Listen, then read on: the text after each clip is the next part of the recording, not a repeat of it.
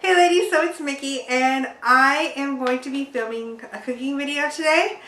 I wanted to make caldo because this is a dish that I make when I'm sick, and I am currently sick right now.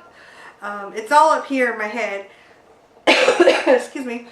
And just allergies, you know.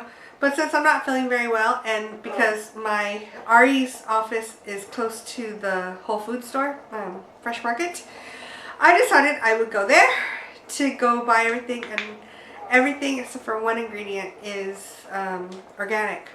So just trying to get as much veggies, vitamins and everything out of this as possible, and it's super duper easy.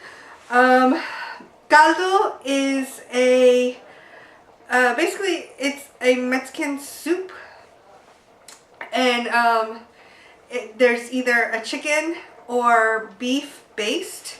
It just depends on your preference. I prefer beef over chicken just because chicken never really comes out for me right. So yeah, I went ahead and got beef, then just a whole bunch of vegetables. You also serve it with, it's usually served in like a gigantic bowl, and with a gigantic spoon. And you first, when you serve it, you put some Mexican rice on the bottom of the bowl, put the soup over it, squeeze some lime on top of it, and you're done.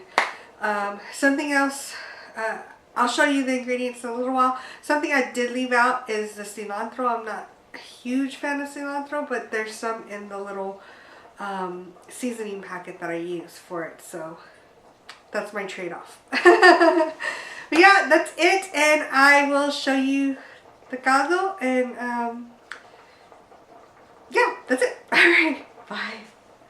Okay, so for the caldo, these are the things that you're going to need, ingredients. I bought, everything is organic except for this one thing, but I'll talk about that later. I have organic chicken broth, it's also fat-free. I have garlic, I used 2 cloves already, squash, zucchini, green beans, red potatoes, corn on the cob, and then I have this. They're little packets of seasoning. This is the only thing that's not organic that I put in it, but I like the way that it tastes. You don't necessarily have to have that, but I put it in there. My mom also puts cabbage in it, but I don't, because it gives us gas, so we don't do that. And then in here, I have you can either have chicken or beef. I got stew beef, so that's been boiling, and those little pieces in there are the chopped up garlic that I put in with it. Chicken broth, water, and the little packet already in there. It's been boiling. You want to just let it boil for at least 30 minutes to an hour so that it's getting real soft and nice and cooked. Let's see what else.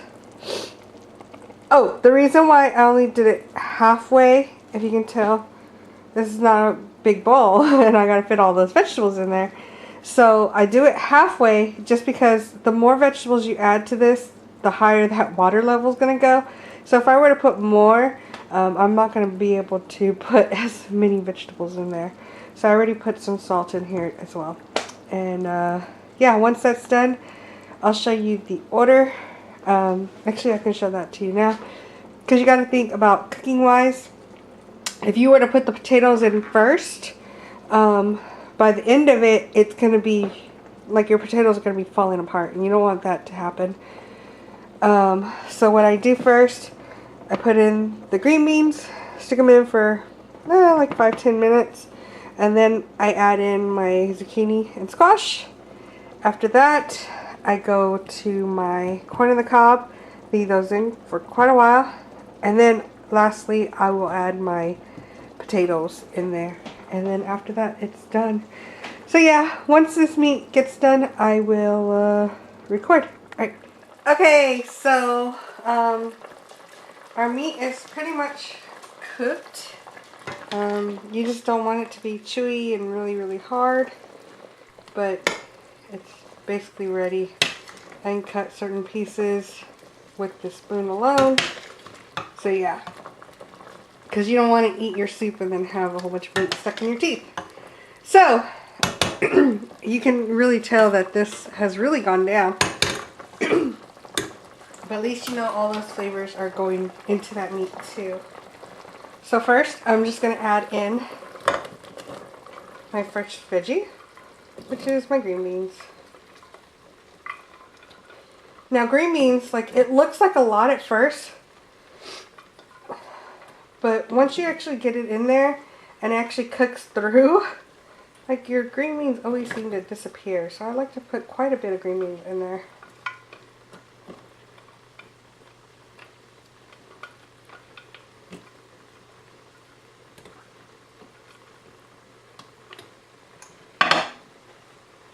Okay. And mix it up in there. And I'm going to add a little bit of water so that it's halfway again.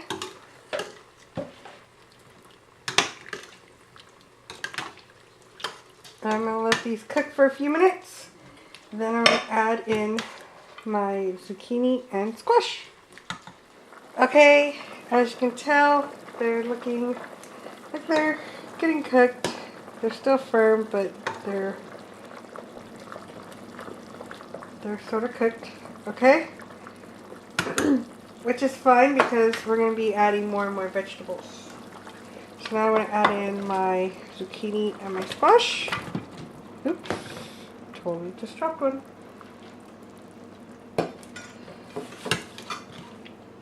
And as you can tell, I'm going to need some more water in this. Okay, so I'm going to let that cook for a little while until they start to get to the point where they're becoming a little clear, but they're not all the way clear. So it'll just be like a few minutes. It won't even be that long. Probably like 5 minutes or so. The process starts to speed up around this time. So I'm guessing about like 15 to 30 minutes I will be eating this awesome caldo. Okay, so it's only been a few minutes, but if you look at this one, especially this one right there, you can see it's starting to become clear. This one's not ready, but that's okay because they're about to get cooked more anyways. So once you start to get that kind of texture to it, we're going to go ahead and add in our corn. I don't add in too much corn. One of our favorite things to actually do is after we eat the corn is to like suck out the juices out of the cob. Yes, we're weird, but that's okay. So I like to try to bury them a little bit in there.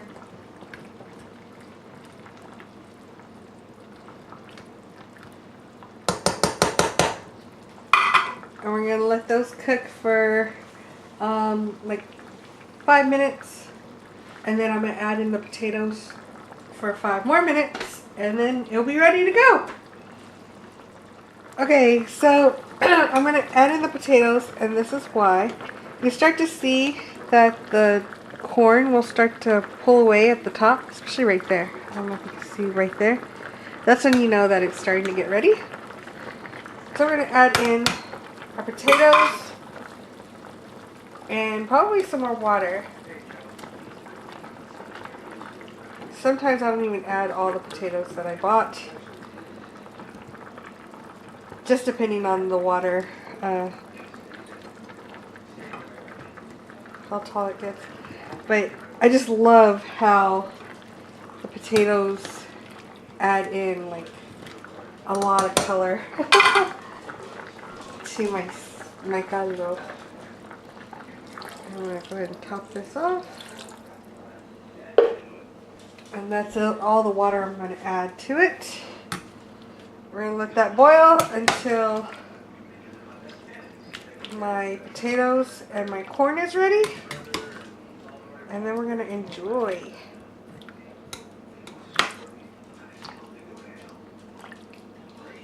Bury these to the bottom a little bit. There we go.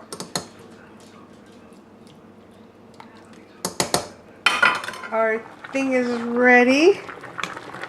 So I'm going to go ahead and turn it off. I have my big gigantic bowl here. Something that every Mexican family has.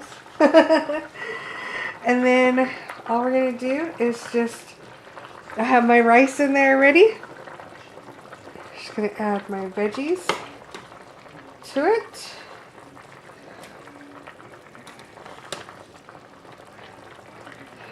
I really like having a lot of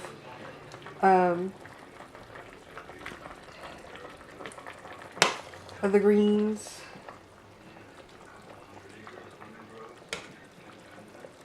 Okay, make sure you grab some meat, a few potatoes,